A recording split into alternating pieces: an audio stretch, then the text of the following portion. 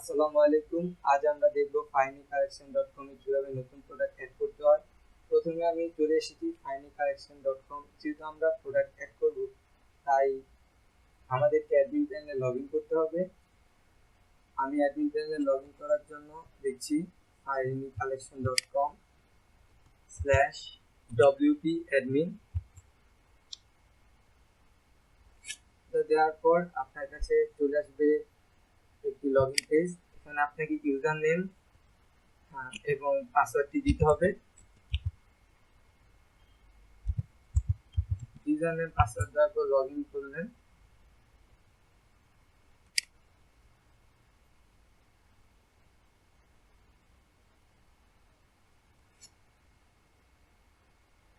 Log in করার পর আমরা ড্যাশবোর্ডে চলে এসেছি finycollection.com।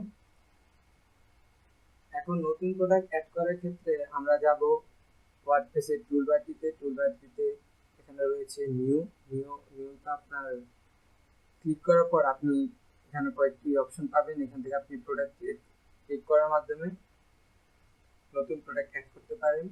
এছাড়া আপনার আরও একটি ওয়ে রয়েছে। আপনি ড্যাশবোর্ডের নিচের দিকে গেলে দেখতে পাবেন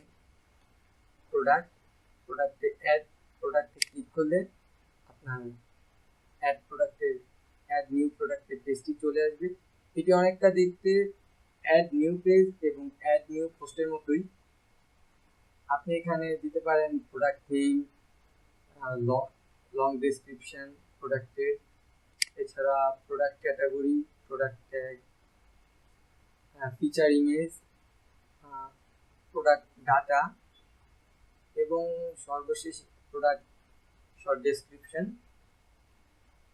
আমি আমার সুবিধার্থে প্রোডাক্টের সম্পূর্ণ ডাটাগুলো নোটপ্যাডে সেভ করে নিয়েছি। এখন আমি একটি নতুন প্রোডাক্ট অ্যাড করা দেখাবো। সেক্ষেত্রে প্রোডাক্ট নেম দিতে হবে আমাকে। নতুন প্রোডাক্ট অ্যাড করার ক্ষেত্রে প্রোডাক্ট আমি চলে যাচ্ছি আমার নোটপ্যাডের সেভ করা অপশন থেকে। এখানে রয়েছে প্রোডাক্ট নেম, আমি কপি করলাম এবং এখানে পেস্ট করলাম।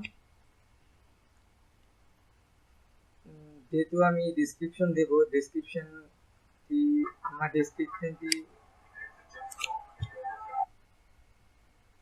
Plane text. আমি প্লেন টেক্সটটি কপি করে প্লেন টেক্সটে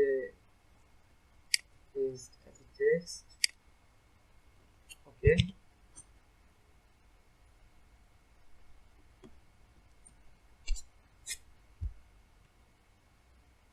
ডেসক্রিপশন দেওয়ার পর আমরা প্রোডাক্ট ক্যাটাগরি সিলেক্ট করব। প্রোডাক্ট ক্যাটাগরি সিলেক্ট করার ক্ষেত্রে আমি দেখে নিচ্ছি ক্যাটাগরি সালোয়ার কামিজ, আমি কপি করে নিলাম। এখানে অলরেডি সালোয়ার কামিজ ক্যাটাগরিটি ইনক্লুড করা রয়েছে। আপনি যদি নতুন কোনো প্রোডাক্ট ক্যাটাগরি অ্যাড করতে চান, সেক্ষেত্রে আপনি অ্যাড নিউ প্রোডাক্ট ক্যাটাগরিতে ক্লিক করলে আপনি এখানে নতুন প্রোডাক্ট ক্যাটাগরিটির নাম লিখবেন এবং অ্যাড নিউ প্রোডাক্ট ক্যাটাগরিতে ক্লিক করলে আপনার নতুন প্রোডাক্ট ক্যাটাগরিটি অ্যাড হয়ে যাবে। আমি সালোয়ার কামিজটি চেক মার্ক করে দিচ্ছি এবং প্রোডাক্ট ট্যাগের ক্ষেত্রে আমার এখানে দেওয়া রয়েছে সালোয়ার কামিজ। আমি সালোয়ার কামিজ লেখাটি পেস্ট করে দিলাম এবং অ্যাড করে নিলাম। এখানে রয়েছে ফিচার ইমেজ। আপনার প্রোডাক্টের একটি ইমেজ দিতে হবে আপনাকে। ফিচার ইমেজের ক্ষেত্রে আপনার প্রোডাক্টের ইমেজটি আপলোড করতে হবে। সিলেক্ট করলেন, আমি ইমেজটি আমার কাছে রেখেছিলাম।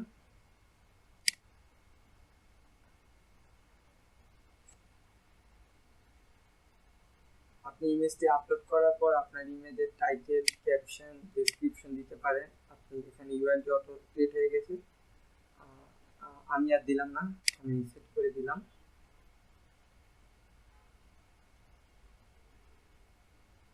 এখানে প্রোডাক্ট গ্যালারি রয়েছে। প্রোডাক্ট গ্যালারিতে আপনার ইমেজগুলো অ্যাড করতে পারেন। আমি বলেছিলাম প্রোডাক্ট ডাটা অ্যাড করতে পারেন। প্রোডাক্ট ডাটার ক্ষেত্রে অ্যাজ ইউ ডাটা ক্ষেত্রে আমি এখন নোটপ্যাড দেখে নিচ্ছি এবং আমি আমার ডাটাটি কপি করে নিলাম, রেগুলার প্রাইস নিচ্ছি,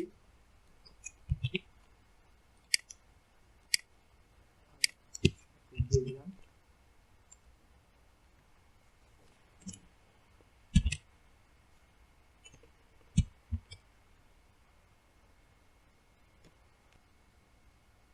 এখানে রয়েছে সেল প্রাইস, আপনি শিডিউল অনুযায়ী আপনার সেল প্রাইসটি দিতে পারেন, আমি দিলাম না। এরপর এখানে প্রোডাক্ট শর্ট ডেসক্রিপশন, আমি প্রোডাক্টের শর্ট ডেসক্রিপশনটি নিয়ে নিচ্ছি, পেস্ট করে দিলাম। আপনার সবগুলো অপশন কমপ্লিট হয়ে গেলে আপনি আবার একবার চেক করে নিতে পারেন product name, product description, product category selection এবং প্রোডাক্ট ট্যাগ, ফিচার ইমেজ, এছাড়া এখানে প্রোডাক্টের ডাটাগুলো এবং সর্বশেষ ডেসক্রিপশন। সবগুলো ডাটা আপনার দেওয়া কমপ্লিট হয়ে গেলে আপনি পাবলিশ বাটনটিতে ক্লিক করবেন।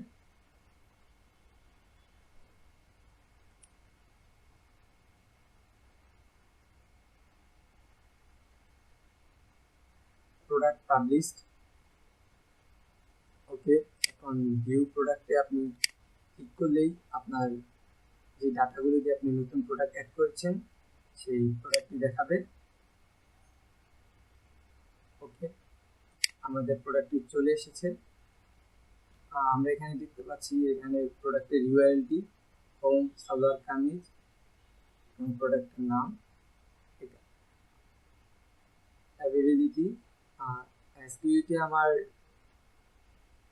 আসেনি, কারণ হচ্ছে আমি সেম এসকিউটি ইউজ করেছি, প্রত্যেকটা এসকিউটি ইউনিক হতে হবে। এছাড়া ট্যাগ এসেছে, ক্যাটাগরিও চলে এসেছে।